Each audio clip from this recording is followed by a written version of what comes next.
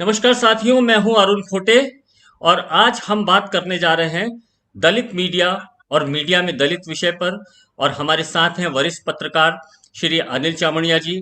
चामड़िया जी chairman हैं media study group के, और दलित एक नज़र किताब के लेखक भी हैं, जिन्होंने जिसमें उन्होंने बहुत गंभीरता के साथ दलितों के मीडिया में उपस्थिति, उनके मुद्दों की उपस्थिति और दलितों के प्रतिनिधित्व को लेकर के एक गंभीर चर्चा की है। अनिल जी मीडिया के क्षेत्र में एक बहुत चर्चित और बेहतर ढंग से जानकार व्यक्ति माने जाते हैं। उनकी खास बात यह है, कभी टाइम्स ऑफ इंडिया ने उनके बारे में लिखा था आर्मलेस जर्नलिस्ट। जो उसका मूल वक्तव्य यही था कि एक ऐसा पत्रकार जो जमीनी स्तर पे लोगों के बीच में जा करके अपनी पत्रकारिता करता है।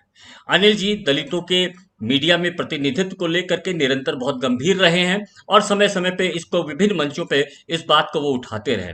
आज हमारे बीच अनिल चामड़िया जी हैं और शायद आज वो हमारे बीच में इस मुद्दे में गंभीर रूप से कुछ मुद्दे रखने का प्रयास करेंगे। तो अनिल जी बहुत बहुत स्वागत है आपका। तो बताइए कुछ अपने बारे में, कैसे पत्रकारिता में आए और दलित मुद्दों को लेकर के, दलित मीडिया को लेकर के आपका कैसे इंटरेस्ट पैदा हुआ। दरअसल देखिए, ये इसकी शुरुआत तो होती है 1974 के आंदोलन से।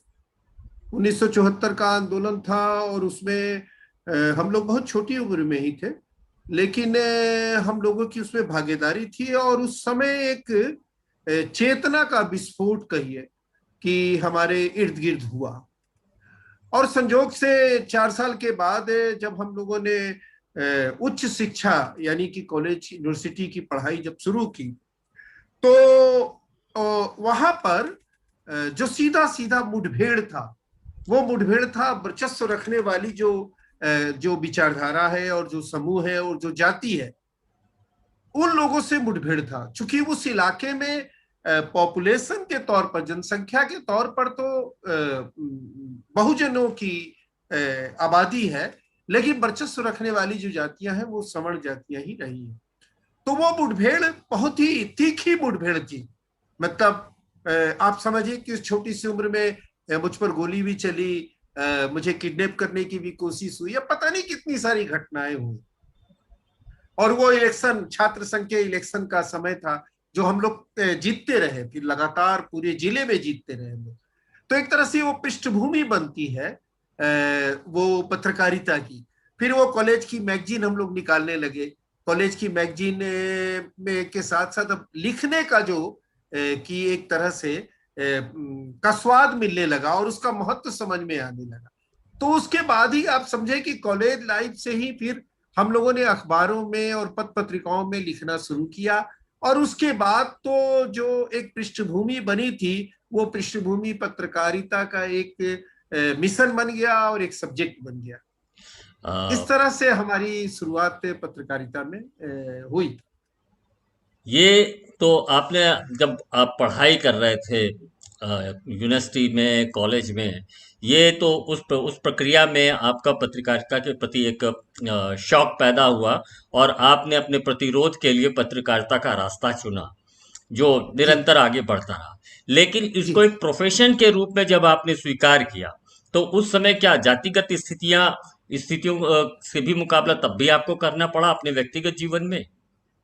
देखिए, हमारे जातिगत में सबसे बड़ी बात तो यह है कि जो हम टाइटल लगाते हैं वही हमारी पहचान बनती है, सबसे पहली बात। अभी जैसे 2 दिन पहले मैं देश के एक बड़ी वरिष्ठ पत्रकार से बात कर रहा था, जो बहुत वरिष्ठ है, लेकिन उन्होंने मुझसे कहा कि मैं आज एक सलाह देना चाहता हूं और वो सलाह मैं कई दिनों से सोच रहा था कि मैं आपको दूं। तो मैंने कहा, क्या सलाह देना चाहते हैं आप, दीजिए, आपने इतनी देर क्यों कर दी? तो बोले, यार ये टाइटल अपनी हटा लीजिए। ये टाइटल जो है वो एकदम ये अपेरेंटली आपके बारे में एक राय बनाता है कि आप चमार हैं। तो मैंने कहा कि क्यों हटा लीजिए? तो बोले, यार अच्छा नहीं लगता है।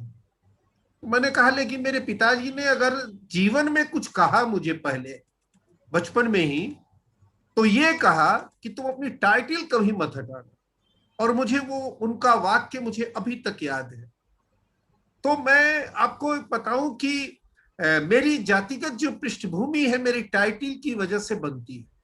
टाइटिल में ही लोग मान लेते हैं कि ये भला जाति का है। चमार जाति का, चमार पृष्ठभूमि का व्यक्ति है, और इसके साथ फिर जो व्यवहार करना है सो होता है। तो मेरा ये कहना है कि ये जो समाज में ये जो दिक्कत है इस टाइटिल के साउंड, ये फिर मुझे एक बड़ी चुनौती लगी। और मुझे लगा कि नहीं, मुझे इसी टाइटिल के साथ और अपने विषय के साथ हमको जीना है, और हमको हर तरह से उस चैलेंज को स्वीकार करना है। तो मैंने ये मान लिया, और मैंने देखिए एक बात जरूर तय कर ली थी उस समय अरुण जी, और ये तय कर ली थी कि मुझे नौकरी बहुत ज्यादा नहीं करनी। मेरे दिमाग में एक बात चली आई थी कि मैं इस अखबार का और इस पत्रिका का संवाददाता हूं, इस रूप में मुझे अपनी पहचान नहीं बनानी। एक बात मैंने शुरू में ही तय कर दी थी, और मुझे कोई भी अपनी आरामदायक जो जिंदगी है, आरामदायक जिंदगी की तरफ नहीं जाना है। यानी कि हमने अपने मिशन के कुछ लक्ष्य तय कर दिए थे।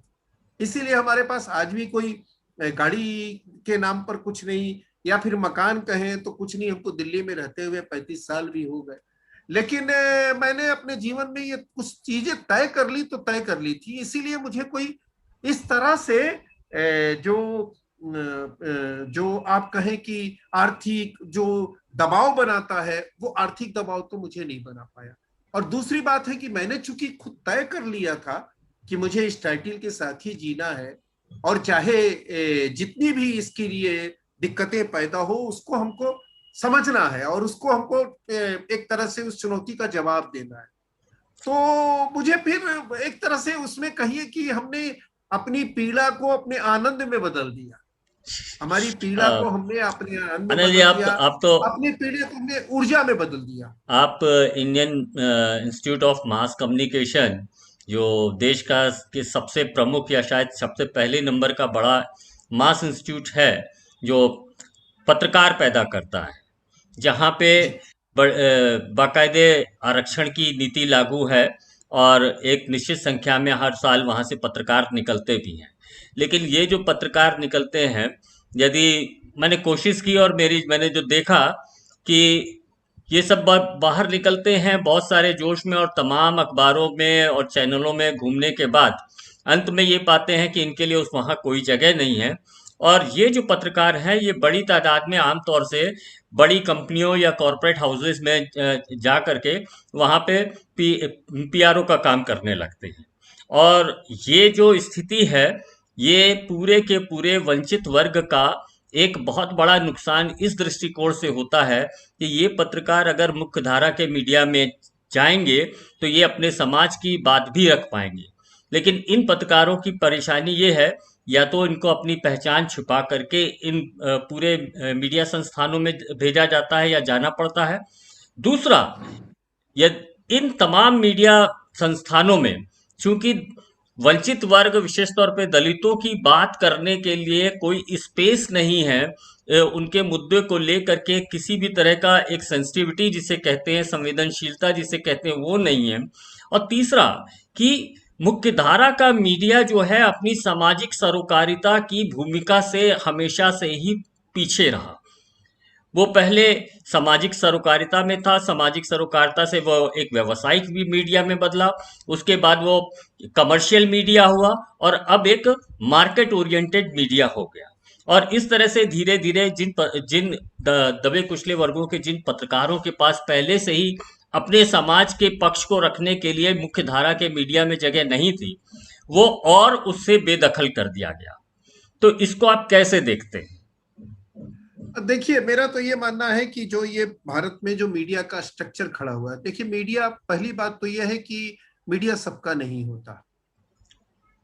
ये सबसे बड़ा झूठ है कोई ये कहे कि जो मीडिया है वो सबके लिए है। नहीं, मीडिया अपने खास लोगों, मतलब अपने लोगों के लिए होता है। और अपने लोगों का मतलब ये होता है कि जो उसको उसको पढ़ता है, और न केवल पढ़ता है बल्कि उस मीडिया को मजबूत करने की कोशिश भी उसमें जगी रहती है, बनी रहती है। तो वो एक खास हिस्से को के लिए ही कोई मीडिया संस्थान होता है।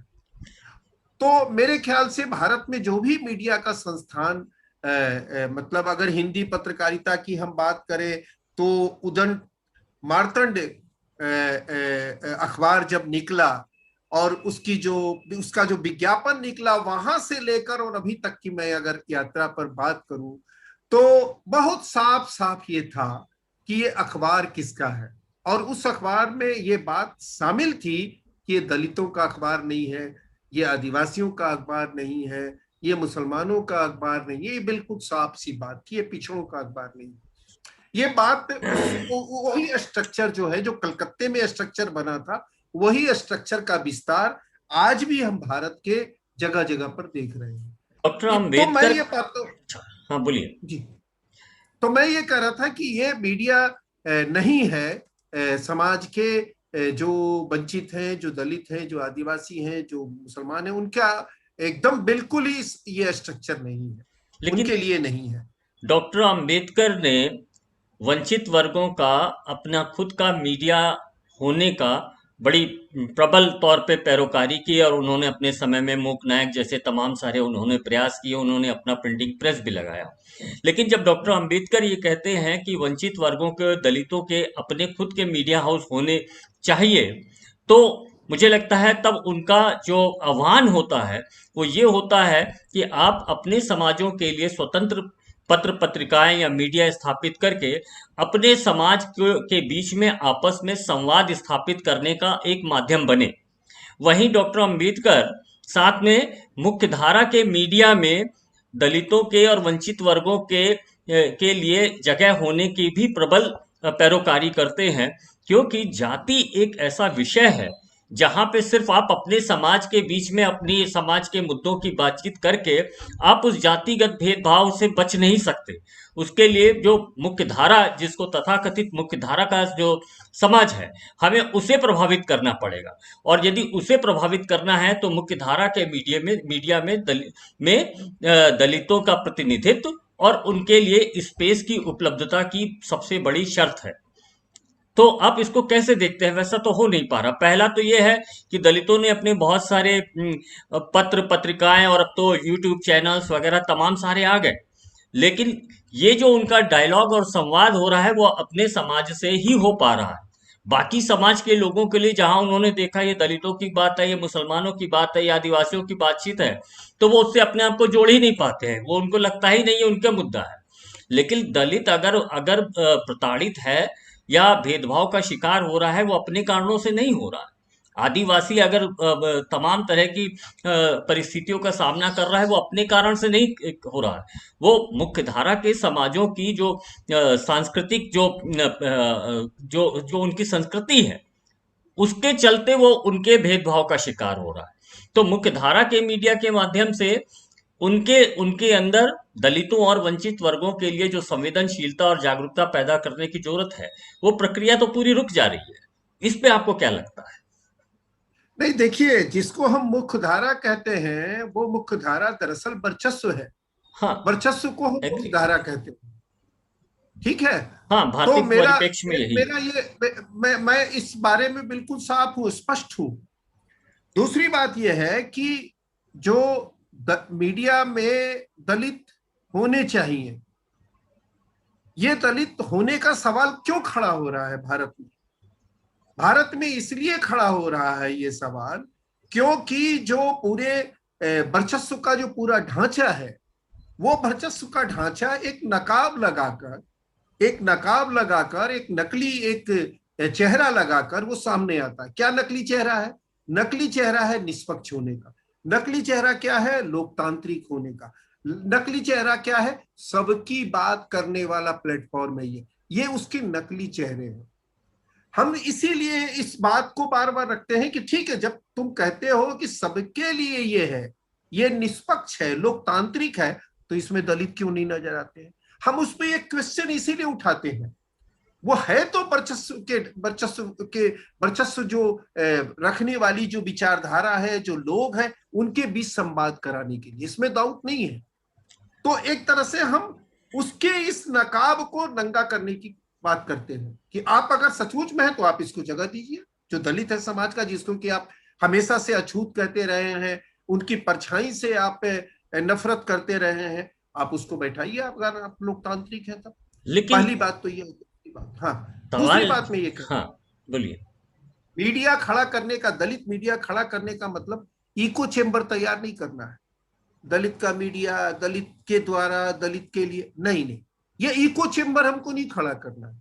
हम जब दलित मीडिया की बात करते हैं तो हम ये कहते हैं कि जो दलित दर्शन है, दलित दर्शन क्या है? दलित दर्शन है बराबरी की बात करना। दलित दर्शन क्या है? कास्टलेस की बात करना, यानी कि जाति को खत्म करने की बात करना। दलित दर्शन ये है। दलित दर्शन ये कहता है कि आप मानवीय बनिए। दलित दर्शन ये कहता है कि आप जो लोग, जिन लोगों को आपने एक तरह से बंधक बना के रखा है, गुलाम बना के रखा है, दास बना के, उनको लिबरेट कीजिए, उनकी लिबर्टी महत्वपूर्ण है। ये पूरा दर्शन है। जब हम बात करते हैं दलित मीडिया की, तो ये केवल प्रतिनिधित्व की बात नहीं होती, उसमें हम बात पूरी उसकी करते हैं एक कि जो, इंक्लूसिव मीडिया की परिप्रेक्ष्य होता है। हाँ, एक वो होता है। इसका नहीं मतलब हुआ कि केवल दलित मीडिया का मतलब केवल इसमें दलित ही होगा, नहीं। हम तो करें समाज के सारे लोग रहें, सारे लोग रहें। और समाज ने जो अपना टास्क एक तैयार किया है, क्या टास्क तैयार किया है? कि हम इस देश में तमाम तरह के भेदभावों को खत्म करेंगे। ये तो संविधान में आपने दस्तखत किए हैं ना भाई, सबने दस्तखत किए हैं, हस्ताक्षर है सबके, कि भाई हम ये भेदभाव खत्म करेंगे। वो खत्म कीजिए। आप एकदम साथ में मिलके काम कीजिए, खत्म कीजिए। कहां मना कर रहे हैं? आप कह रहे हैं कि लोगों में गैर बराबरी नहीं होनी चाहिए, तो गैर बराबरी को खत्म कीजिए। आप कहते हैं कि जिन लोगों को पढ़ने का अवसर नहीं मिला है, उनको अवसर सबसे पहले मिलना चाहिए। ये सारी चीजें हमने तय कर रखी है। तो हम तो कह रहे हैं कि इसी के लिए मीडिया को अपना एक उद्देश्य बनाकर सबको मिलजुल कर ये काम करना लेकिन चाहिए। अनिल जी, एक बात क्या है कि भारत में मीडिया जो है 100% निजी हाथों में है। ऐसे समय में सरकार की तरफ से कुछ पहलकदमी की आवश्यकता है, पॉलिसी के रूप में, तमाम योजनाओं के रूप में। ठीक उसी तरह से जिस तरह से अमेरिका के न्यूज़ रूम में ब्लैक्स के रिप्रेजेंटेशन को इंश्योर करने के लिए वहाँ की सरकारों ने अफर्मेटिव पॉलिसी लाई, जिसमें ब्लैक्स के प्रतिनिधित्व को बढ़ाने के लिए तमाम तरह की सुविधाएं उन्होंने अपने यहाँ के मीडिया हाउसेस को दी। इसी तरह उन्होंने यूएस में, इवन हॉलीवुड में ब्लैक आर्टिस्ट और ब्लैक एक्टर्स को लेने पर विशेष तरह की छूट दे करके तमाम तरह के इस तरह का अफर्मेटिव पॉलिसी का इस्तेमाल किया। आखिर ऐसा क्या है कि अभी तक, मतलब लगभग आज इतने लंबा अरसा हो गया आज़ादी का, देश के दलित वर्ग की तरफ से भी सरकारों के ऊपर ऐसा कोई दबाव नहीं आया। और दूसरा, जो हमारे यहाँ का सो कॉल्ड सिविल सोसाइटी है, जो अपने आप को कास्टलेस मानता है या जातिगत भेदभाव के खिलाफ आवाज रखने का प्रतिनिधि भी मानता है, उसने भी कभी इसको खत्म करने के लिए किसी भी प्रकार की अफर्मेटिव पॉलिसी को इंट्रोड्यूस करने का बात नहीं रखा। मिसाल के तौर पे जितने भी पत्रकार हैं मुख्य धारा के मीडिया में, वर्चस्ववादी मीडिया में, वो पत्रकार तो अपने आप को सेक्युलर भी बताते हैं, जातिवाद के खिलाफ अपने आप को बताते हैं, लेकिन और ये एक बौद्धिक वर्ग होता है, ना कि ये व्यापारिक वर्ग होता है। उसके बावजूद इन पूरे ये पत्रकार जगत के बीच से भी ये बात कभी मुखर होके क्यों नहीं आती है? दरअसल ये एहसास ही नहीं है। एहसास ही इस बात का नहीं है कि आपके बगल में बैठा हुआ आदमी को जरूरत है कि हम अपने साथ में बैठ के उसके साथ खाना खाएं, बात करें। ये एहसास ही नहीं है। तो मेरा ये कहना है कि ये जो समाज में जो आप समाज से हम अपेक्षा कर रहे हैं, उस समाज से तो बिल्कुल मुझे नहीं लगता है कि उसमें इतनी संवेदनशीलता है कि वो इस पर सोचता भी होगा। जैसे मैं बताऊं कि जो हमारे उनियाल जी जिन्होंने एक डायरी लिखी, in the search of the Dalit मैं वही जनरेशन, बोलने जा रहा था। एक लाइन लिखते हैं, वो एक लाइन लिखते हैं, एक अपनी पंक्ति लिखते हैं उस पूरी रिपोर्ट में कि हमें तो एहसास ही कभी नहीं हुआ ये जानने का कि हमारे बीच कोई दलित भी है कि नहीं। ये लाइन वो लिखते हैं वो। तो मैं ये कह रहा हूं कि एहसास ही जब नहीं है तो जाहिर सी बात है कि तब तो आप मुक्त होकर काम करेंगे, कोई दबाव नहीं है कि कोई एक मोरल दबाव, नैतिक दबाव हो, सामाजिक दबाव हो, किसी तरह का दबाव नहीं है, तो क्यों सोचेंगे। लेकिन मैं कह रहा हूं कि आप निजी घरानों की बात कर रहे हैं, मैं तो कह रहा हूं सरकारी संस्थानों में, सरकारी संस्थानों में मैंने तमाम संस्थानों में आरटीआई के जमाने में, आरटीआई के जरिए और उसके पहले, आरटीआई के जमाने से पहले जो अपने स्रोतों से हमने जो जानकारी हासिल की, कभी भी वहां पर आकाशवाणी में, फिर उसके बाद दूरदर्शन में, लोकसभा टीवी में, राज्यसभा टीवी में, राज्यसभा और लोकसभा टीवी में तो आरक्षण जैसी कोई बात ही नहीं थी। मैंने बार बार चिट्ठी लिखी, इवन के मीरा कुमार तक को चिट्ठी लिखी, जितने भी हुए उस समय के स्पीकर, मीरा कुमार स्पेशली नहीं मैं नाम ले रहा हूं, जितने भी हुए, और जो प्रोग्रेसिव चेहरे कर रहे, राज्यसभा के जो सभापति हुए, उनको उपसभापति, सभापति, उन सबको मैंने चिट्ठी लिखी बाकायदा कि भाई संवैधानिक एक जरूरत है, आप इन संस्थानों में आरक्षण लागू क्यों नहीं करते, नहीं करेंगे तो आप तो उसकी बात। दूसरी बात है कि हम ऐसे रिप्रेजेंटेटिव चुनते ही नहीं है, ऐसे संवेदनशील रिप्रेजेंटेटिव चुनकर हमने पार्लियामेंट में भेजा ही नहीं है जो इसकी अहमियत को समझते हो। इस अहमियत को समझने वाले प्रतिनिधि अभी तक नहीं गए हैं।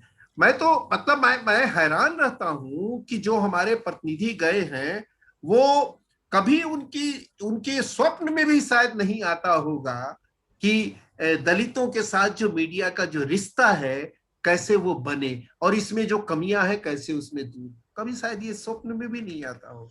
एक समय में हम लोग वैकल्पिक मीडिया की बात करते थे, हालांकि जो मुख्य धारा का मीडिया, उसका कोई वैकल्पिक मीडिया अगर तैयार भी होगा तो चूंकि दोनों के ऑब्जेक्टिव अलग अलग होंगे इसलिए वो वैकल्पिक हो नहीं सकता, तो उसे वैकल्पिक ना मान करके एक समय में ये हुआ कि वो समानांतर मीडिया है।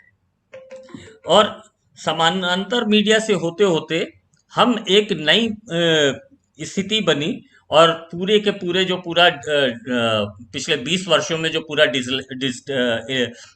इंटरनेट का जो पूरा क्षेत्र बढ़ा और पूरा मोबाइल से लेकर के इंटरनेट की एक्सेस बढ़ी, उसके बाद एक पूरा न्यू मीडिया के रूप में एक पूरा सोशल मीडिया हमारे सामने आया।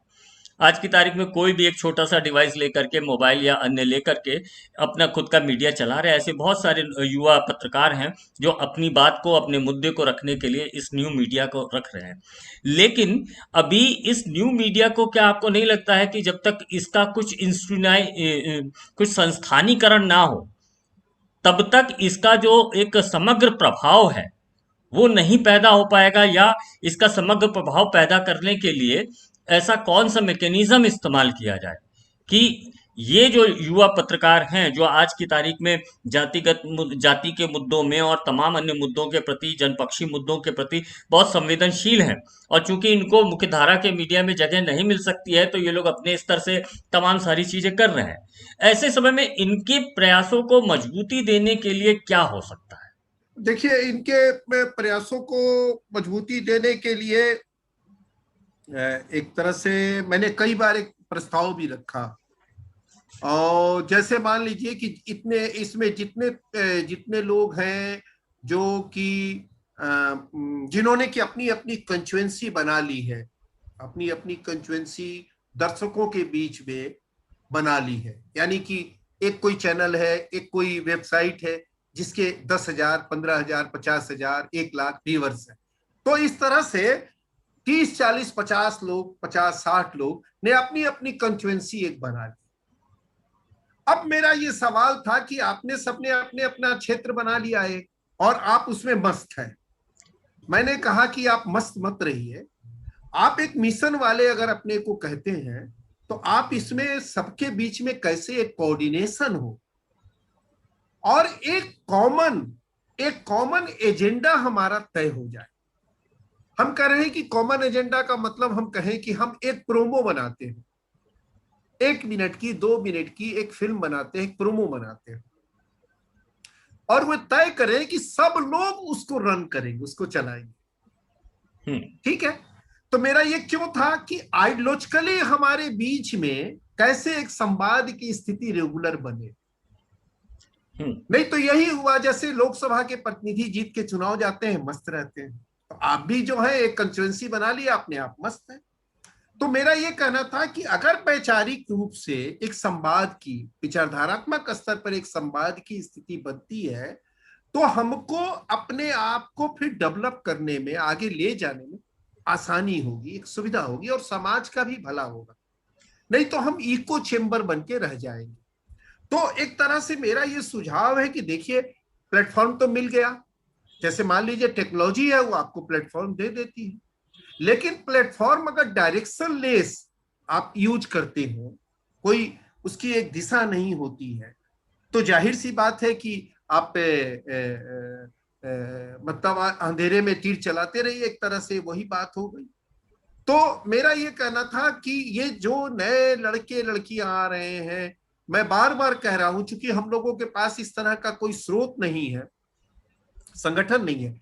जैसे मैं बार बार ये कहता हूं कि हम लोग 100 जर्नलिस्टों का एक ट्रेनिंग कैंप लगाए, या इस तरह के कैंप जगह जगह लगाए हैं, और उनको हम लोग एक मोबिलाइज करें कि हमारे पास जो मीडिया के क्षेत्र में काम करने के कितने तरह के वो हैं, जगह हैं, कहाँ कहाँ हम काम कर सकते हैं। केवल वो 2 अखबार नहीं है, 2 चैनल नहीं है, 2 वेबसाइट नहीं है, बल्कि हजारों ऐसे केंद्र हैं जहां पर कि हम काम करने की जरूरत है। आपको आश्चर्य होगा कि मैंने एक दिन सर्च किया कि नेशनल आर्काइव में काम करने शोधार्थी, राष्ट्रीय संग्रहालय में शोधार्थी के रूप में कितने दलित जाते हैं। आपको हैरानी होगी, नहीं जाते, उनको मालूम ही नहीं है। ऐसे हमने 8-10 जगहों को लोकेट किया। तो ठीक उसी तरह से मीडिया के क्षेत्र में केवल अखबार और चैनल, जिनके जो आपके घरों में आता है, वही नहीं है। आप अगर उसके पीछे भाग रहे हैं तो ये आप गलती कर रहे हैं, ये मूर्खता कर रहे हैं, और अपनी आप पे अपनी ऊर्जा को आप नष्ट कर रहे हैं एक तरह से।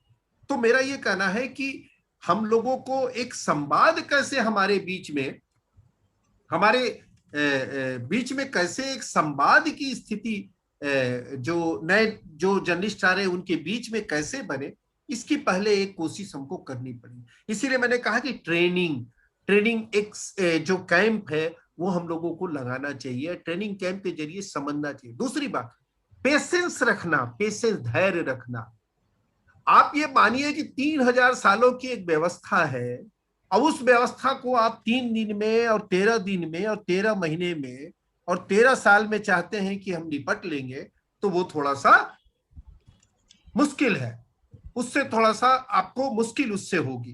तो हमको ये चाहिए कि हम पेशेंस नाम की चीज जो होती है, पेशेंस रखें, और हम ये माने कि हमको अगली जनरेशन के लिए कुछ काम करना है, अगली जनरेशन को कुछ देना है। ये दिमाग में अगर बात नहीं रहेगी और भूख रहेगी कि नहीं हमको तुरंत के तुरंत कुछ हासिल कर लेना है, पॉपुलर हो जाना है, तो फिर तो आप भड़काने वाली बात ज्यादा लिखेंगे, ज्यादा बात, हाँ, भाग जाएंगे आप। बहुत सारे हमारे लोग हैं, ये बहुत, ये एक मिनट, एक लाइन और मैं बोलता हूं। ये बहुत सारे लोग हैं जो मान लीजिए ट्विटर पे जिनके बहुत सारे फॉलोअर्स हो गए, जिनके बहुत यूट्यूब पर फॉलो, मैं उनसे पूछता हूं कि अगर मैं उनके कुछ ऐसी ऐसी कोई सूत्र बताइए, एक विचारधारात्मक सूत्र उन्होंने कोई तैयार किया हो, घटनाएं उन्होंने गिनाई है, घटनाओं पर प्रतिक्रिया दी है, उस प्रतिक्रिया से क्या कोई सिद्धांत बना पाए या बन पाया? या घटनाएं तो किसी गिनाने सिद्धांत वाले, से प्रभावित होकर के उन्होंने उसको बनाया। दोनों हाँ, चीज। एक चीज और है, मैं भारत जैसे लोकतांत्रिक देश में जो जो जिसको जो एक पूरे संविधान से गवर्न होता है, ऐसे समय में सरकार की दबे कुचले वर्गों के प्रति एक जिम्मेदारी बनती है। और आज की तारीख में जब बड़ी तादाद में इस पूरी की पूरी ये जो डिजिटलाइकरण या कहना चाहिए कि करण के कारण ये जो नई संभावनाएं पैदा हुई हैं, इन संभावनाओं को लगातार आगे बढ़ाना, मजबूती देना और उनको एक सिस्टम के अंदर लाना, उसका संस्थानीकरण करने के लिए सरकार के स्तर से क्या क्या किया जाना चाहिए। जैसे सरकार का पास बहुत बड़ा बजट होता है प्रचार का, एडवर्टीजमेंट से रिलेटेड। ये सारा प्रचार का पैसा बड़े बड़े औद्योगिक समूहों को चला जाता है, सॉरी, बड़े बड़े मीडिया संस्थानों को पूरा का पूरा चला जाता है। क्या आपको नहीं लगता है कि कम से कम सरकार एक इसका निश्चित प्रतिशत, 20% ही सही पैसा, जो छोटे और नए प्रयास कर रहे हैं वंचित वर्गों के पत्रकार, वो उनको मजबूती देने के लिए खर्च हो? क्यों नहीं सरकार ये सोचती है कि वंचित वर्ग के जो तमाम पत्रकार हैं, जो इंडिपेंडेंट ढंग से काम कर रहे हैं, उनके लिए फेलोशिप की व्यवस्था करे? क्यों नहीं ऐसा होता है कि मुख्यधारा के मीडिया के अंदर एक निश्चित टाइम स्लॉट जो है और एक निश्चित स्पेस जो है प्रिंट मीडिया में, वो पूर्ण रूप से दबे कुचले वर्गों, जिसमें दलित भी हो, आदिवासी भी हो, महिला भी हो, अल्पसंख्यक भी हो, उनके मुद्दों को उस जगह बातचीत हो। और भले सरकार को उस जगह को, सरकार अपने प्रचार का जो पैसा है, जो विज्ञापन का पैसा है, उस जगह को सरकार स्पॉन्सर करे, जिससे कि वो अपने टाइम स्लॉट की बर्बादी के लिए, मीडिया संस्थान बर्बादी के नाम पर उसको बंद ना कर सके। क्योंकि यदि एक सामाजिक एक यदि इस तरह का सोशल कंसर्न से रिलेटेड अगर एक ऐसा स्पेस जनरेट होता है जिसे सरकार स्पॉन्सर करे, तो निश्चित तौर पे इन वर्गों के पत्रकारों के लिए इन मीडिया संस्थानों में जगह बनेगी। देखिए, पहली बात तो यह है कि देखिए, सरकार जो हम लोग कहते हैं, सरकार संविधान का पालन करने के लिए है, लेकिन सरकार को जो चलाती है वो राजनीतिक पार्टियां चलाती हैं। सरकार खुद नहीं चलती है, सरकार को राजनीतिक पार्टियां चलाती हैं। तो पहली बात यह है कि जो आप बात कह रहे हैं, वो जब तक की राजनीतिक स्थितियां आपके अनुकूल नहीं होंगी, तब तक ये बात नहीं हो सकती है। इसमें क्या बुराई है? आपने जो शब्द इस्तेमाल किया औद्योगिक घरानों के पास, फिर उसको संशोधन करने लगे आप कि निजी कंपनियों, मतलब जो निजी कंपनियां। नहीं, मैं कह रहा हूं आप ठीक बोल रहे थे, वो औद्योगिक संस्थानों को ही पैसा जाता है, वो औद्योगिक संस्थानों, ये जो मीडिया हाउसेज है वो क्या है? वो औद्योगिक संस्थान नहीं है। आज कई कई हजार करोड़ के ये अखबार और टेलीविजन चैनल हैं। इनका एक काम नहीं है केवल अखबार चलाना, ये बहुत सारे कामों के लिए, कामों में सुविधाओं के लिए अखबार और चैनल चलाते हैं। जी हाँ, तो मेरा ये कहना है कि ये वो घूम फिर के पैसा उन्हीं के पास जाता है। तो आप ये लेकिन बताएं कि कैसे कौन ये बात उठाएगा सरकार को ये कंपेल, इसमें कौन सी बुरी बात है? ये तो बल्कि पूरे संविधान के दर्शन का हिस्सा है कि हमको जो डिसेंट्रलाइजेशन ऑफ पावर, डिसेंट्रलाइजेशन हमारा थीम है हमारे कॉन्स्टिट्यूशन का, हमारे संविधान का। अखबार का मतलब ये नहीं है 4-5 अखबार देश में हो। 1857 में आपके पास कितने अखबार थे? आपके पास 500 के लगभग अखबार थे, 496 अखबार थे, 496। अब आप सोचिए, आज हम पूछे किसी से कि आपके पास कितने अखबारों का नाम जानते हैं, 8 से 10 से कोई नाम बता पाएगा? नहीं बताएगा। चैनलों का नाम 4 से 5 से ज्यादा नहीं बता पाएगा। तो मेरा ये कहना है, छोटे छोटे जो अखबार मारे गए हैं, वो जानबूझ के मारे गए हैं, और इन्हीं पॉलिसी के चलते कि आप सारा का सारा विज्ञापन कुछ कंपनियों को दे रहे हैं। तो मेरा ये कहना है कि इस पर आप तो लगातार लिखते रहे अरुण जी, आप तो वित्त मंत्री को भी कई बार पत्र आप लिखते रहे, आप बोलते रहे कि आप उनको बोलते रहे कि आप अपने जो विज्ञापन का बजट बनाते हैं उसमें वंचित वर्गों की जो बात कर रहा है उसके लिए कुछ विज्ञापनों, उनके यहाँ विज्ञापन जाए, इसको निर्धारित कर दिया जाए, निश्चित कर दिया जाए। ये तो आप लिखते रहे पिछले कुछ सालों में। हमको तो लगता है उसकी पावती भी उसकी रिसीविंग में नहीं आपको मिलती हो।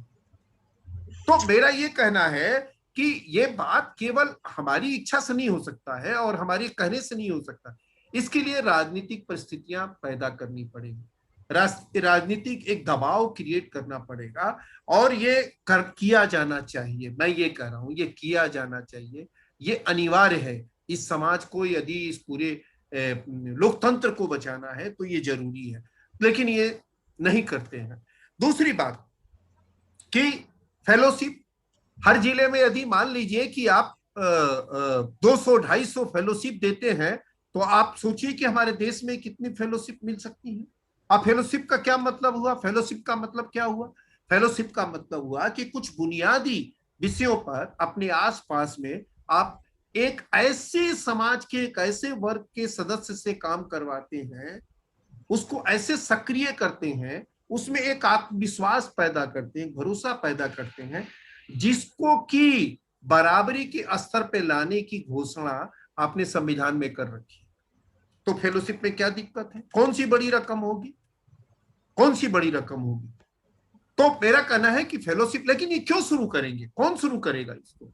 इसको तो मैं कह रहा हूं सामाजिक स्तर पे हम लोगों को बात करके ये शुरू करना चाहिए, और सरकार चलाने वाली पार्टियों को कहना चाहिए कि आपको शर्म आनी चाहिए कि ये काम हम लोग को करना पड़ रहा है, जो काम आपको करना एक चाहिए। एक ठीक बात है। मैं एक बात मैं और आपसे जानना चाहता हूं और संभावना तलाशने की कोशिश करता हूं कि यदि दृश्य यही है, ये हम और आप दोनों ही इस पे सहमत हैं, और शायद वंचित वर्गों के प्रति संवेदनशील किसी भी व्यक्ति को हमसे सहमत होने की में कोई दो राय नहीं होगी। क्या आपको नहीं लगता है कि सरकार एक पूर्ण रूप से राज्यसभा चैनल की तरह, संसद टीवी की तरह की तर्ज पर एक सामाजिक सरोकारों, सामाजिक न्याय के प्रति जिम्मेदार एक ऐसा न्यूज़ चैनल शुरू करे, ऐसा अखबार निकाले, ऐसी पत्रिकाएं निकाले जिसमें इन वर्गों के लोगों का समुचित प्रतिनिधित्व हो और जहां पे इन वर्गों की बातचीत के लिए व्यापक जगह बने?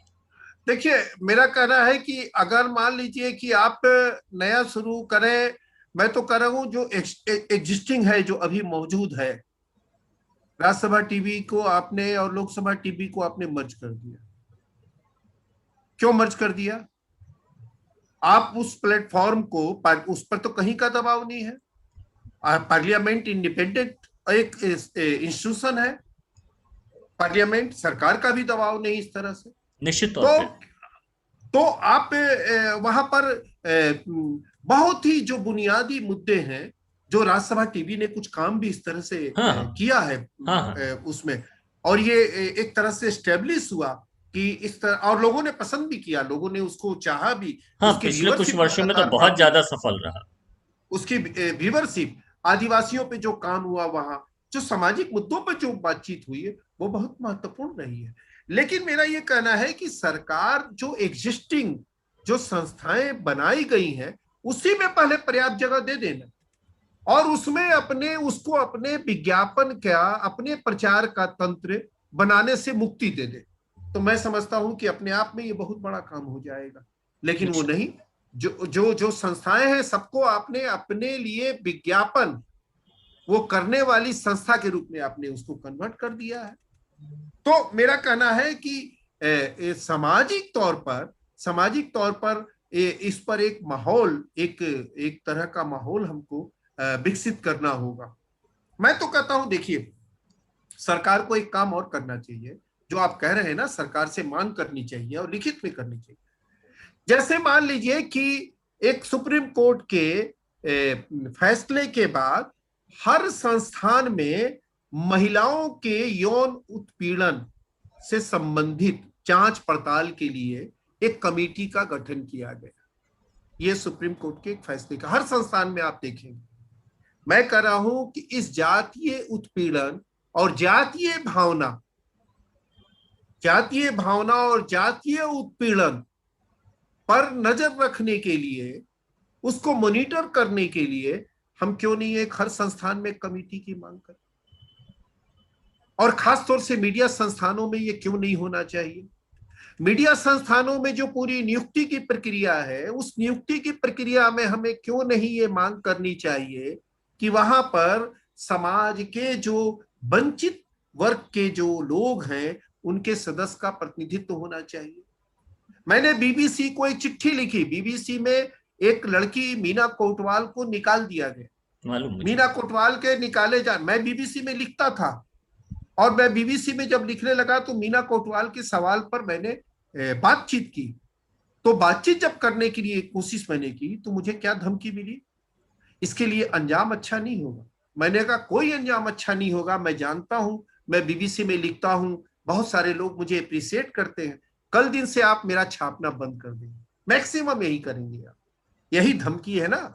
मैं इस धमकी को स्वीकार करता हूं और मीना कोटवाल की इशू को मैं उठाऊंगा। मैंने चिट्ठी लिखी, बीबीसी के तमाम लोगों को चिट्ठी लिखी, और मैंने बाकायदा ये बात कही कि आप जो डिस्क्रिमिनेशन है, डिस्क्रिमिनेशन करने वाली जो समूह है, जो डिस्क्रिमिनेट हो रहा है, उसका प्रतिनिधि आप क्यों नहीं बनाते हैं, उसका प्रतिनिधि आप क्यों नहीं नियुक्त करते हैं अपने संस्थानों में। आप जेंडर के लिए रखते हैं, जेंडर बायस की जांच करने के लिए, लेकिन कास्ट बायस के लिए आपने कौन सा मैकेनिज्म डेवलप किया है। वो चिट्ठी मेरे पास है, मैंने तमाम जगहों पर सर्कुलेट की। उन्होंने फिर बाद में मुझे छापना बंद कर दिया, लिखवाना बंद। मैंने कहा कोई बात नहीं, जब मैंने पत्रकारिता शुरू की थी तो मैंने ये तय कर लिया था कि मैं अपने मिशन के साथ ही जीऊंगा और अपनी इस टाइटिल के साथ ही जीऊंगा। ये दो बातें तो मैंने तय कर ली थी, इसीलिए मुझे कोई उसका गम नहीं है, कोई मुझे सिला सिकवा की अनिल जी, वो शिकायत नहीं जैसा है जी। हम लोग ये जो वर्ग है, ये संसाधनों से बहुत कमजोर है। और जी आमतौर से आप देखते होंगे तमाम छोटी छोटी चीजों के लिए भी ये जो हमारे नई पीढ़ी के युवा पत्रकार जो आज जाति के सवाल को और तमाम अन्य सवालों को बहुत मुखरता से उठा रहे हैं, उनके पास क्या ऐसा कोई भी माध्यम नहीं बनता है। कई बार बहुत सारी छोटी छोटी चीजों के कारण उन्हें काफी बड़ी बड़ी असफलताओं का सामना करना पड़ता है। क्या आपको नहीं लगता है कि कम से कम सरकार इतना तो कर सकती है कि हर जिले में एक मीडिया सेंटर सभी तरह की सुविधाओं से युक्त सरकार स्थापित करे, जहां इंटरनेट से लेके कंप्यूटर से लेकर के तमाम जो मीडिया से रिलेटेड चीजें हैं, लाइब्रेरी आदि की पूरी व्यवस्था हो, जहां पे जितने भी ये स्वतंत्र पत्रकार हैं ये वहां जा करके उसकी सुविधा का लाभ ले सके और अपने काम को आगे बढ़ा सके। देखिए, ये बहुत ही जरूरी है। और मैं आपको बताऊं कि मैंने पूरे देश के हर जिले में, हर जिले में मैं कह रहा हूं, इस बात को सोच लीजिए आप, हर जिले मैंने एक आरटीआई डाला। और क्या आरटीआई डाला, आरटीआई ये डाला कि आप मुझे बताएं कि आपके यहाँ मान्यता प्राप्त पत्रकारों की क्या सूची है और उनकी जाति क्या है। आप हैरान हो जाएंगे कि जिले स्तर पर मान्यता प्राप्त दलित पत्रकारों की, पिछड़े पत्रकारों की, यानी जो शूद्र कहे जाते थे, उन पत्रकारों की संख्या 1% भी नहीं थी। मैं इसीलिए कह रहा हूं कि तो मूल रूप तो से तो मैं तो ये जैसे ही आप सेंटर बनाने की बात करेंगे ना, सेंटर है कई जगहों पर, हाँ, लेकिन वहां पर होता है कि मान्यता प्राप्त नहीं, पत्रकार ही जाए। ये मान्यता प्राप्त तो एक तरह का निषेध है। निषेध है, ये निषेध है, निषेध है, बिल्कुल, हाँ और ये निषेध है। निषेध ही खत्म करने की जरूरत है। मुझे लगता है पत्रकारों को दी जाने वाली सुविधा के लिए ये जो निषेध लगाया गया है इसे खत्म करना चाहिए, और कुछ जनरल गाइडलाइन के साथ ऐसे किसी भी व्यक्ति को जो पूर्णकालिक पत्रकारिता कर रहा है, चाहे स्वतंत्र रूप से अकेले कर रहा है या किसी मीडिया माध्यम से कर रहा है, छोटे में कर रहा है या बड़े में कर रहा है, उसको कुछ सुविधाएं सरकार दे सकती है। विशेष तौर पे ट्रैवल से लेकर के कुछ न्यूनतम मानदेय से लेकर के तमाम चीजें सरकार कर सकती है। और हर जिले में एक हर तरह की सुविधाओं से सुसज्जित एक मीडिया सेंटर होना चाहिए, जहां पे वहां के कोई भी किसी भी प्रकार का पत्रकार अपने आप को रजिस्टर करा के वहां की सुविधाओं का लाभ ले सके। बिल्कुल ये बिल्कुल, मैं आपसे सहमत हूं, मैं आपसे बिल्कुल सहमत हूं। और ये बात की जानी चाहिए, ये बात हम लोग को जोर शोर से उठाना चाहिए। बल्कि इस तरह की मांग को लेकर हम लोगों को एक अभियान चलाना चाहिए। इसमें यंग जर्नलिस्ट, जो जितने भी नए लड़के लड़कियां, लड़कियां बड़ी तादाद में आ रही हैं जर्नलिज्म में, इन तमाम लोगों को लेकर हम लोगों को ये आवाज उठानी चाहिए। ये बहुत ही जरूरी काम है। एक मुझे लगता है कि इससे बहुत मदद मिलेगी जो जिले स्तर पे लोग काम कर रहे हैं। मुझे लगता है हम लोगों का समय अब शायद बहुत खत्म होने की जगह में हम पहुंच गए हैं, लेकिन मुझे लग रहा है कि ये एक शुरुआत है। हम बातचीत पे कि इस बातचीत को और निरंतर नए नए ढंग से आगे बढ़ाएं, और तमाम जो दबे कुचले वर्गों के जो पत्रकार हैं युवा पत्रकार हैं जो एक अपेक्षा रखते हैं, उनके अंदर जोश भी है और वो बहुत तरह से सक्षम भी हैं। तो आने वाले समय में ये बहस और आगे चलेगी और बहुत अच्छा लगा आपसे बातचीत करके। और मुझे लगता है कि ये जो बातचीत है ये सिर्फ महज इंटरव्यू तक सीमित ना रह करके ये वास्तविक तौर पे कुछ पहलकदमियों के लिए आगे बढ़े। हम भी आपके साथ रहेंगे और आप हमारे साथ रहेंगे और हम लोग अपने जैसे लोगों को इकट्ठा करके एक बड़ा कारवां बनाते हुए आगे बढ़ेंगे। बहुत बहुत धन्यवाद बहुत अनिल बहुत चामड़िया जी, बहुत अच्छा लगा जी आपसे बात करके। और शायद इसमें आपकी बातचीत में बहुत सारे तथ्य और बहुत सारी महत्वपूर्ण बातें आई हैं जो तमाम समाज के बीच में एक अपना प्रभाव निश्चित तौर पे छोड़ेंगी। बहुत बहुत धन्यवाद। Thank you. धन्यवाद धन्यवाद धन्यवाद।